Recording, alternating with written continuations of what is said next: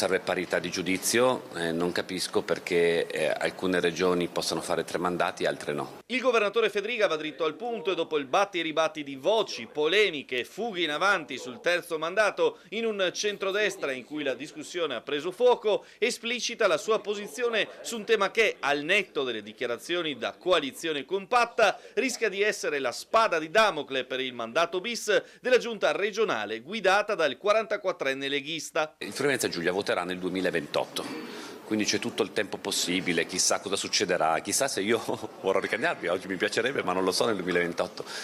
Però dobbiamo porci una riflessione che sia estranea all'interesse particolare del momento di qualcuno e domandarci dal punto di vista democratico: possiamo lasciare la possibilità ai cittadini di scegliere? Il terzo mandato non significa che uno automaticamente fa il terzo mandato, ma che si sottopone nuovamente al giudizio libero dei cittadini. Quindi una buona dose di acqua sul fuoco delle polemiche interne. Quanto è profonda, se c'è una crisi magari con Fratelli d'Italia? No, ma con Fratelli d'Italia stiamo andando bene in modo costruttivo, credo.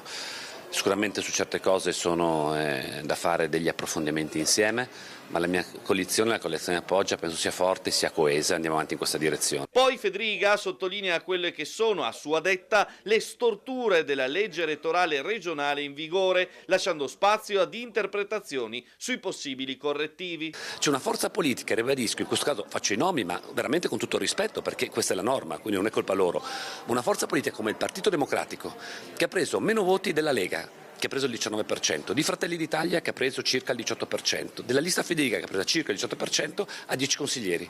La Lega ne ha 9, Fratelli d'Italia ne ha 8, la lista Fedriga ne ha 8. C'è qualcosa che non funziona nella rappresentatività, perché noi dobbiamo esprimere il volere popolare e non invece delle storture legislative che purtroppo hanno portato anche a questa non rappresentanza tra il voto e la rappresentanza stessa. Dunque una considerazione finale sulla bolla mediatica relativa all'ipotesi del terzo mandato.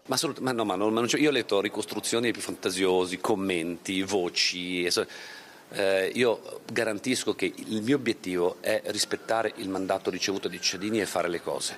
E devo dire che oggi, per quanto riguarda la mia attività, sicuramente il terzo mandato non rappresenta una priorità.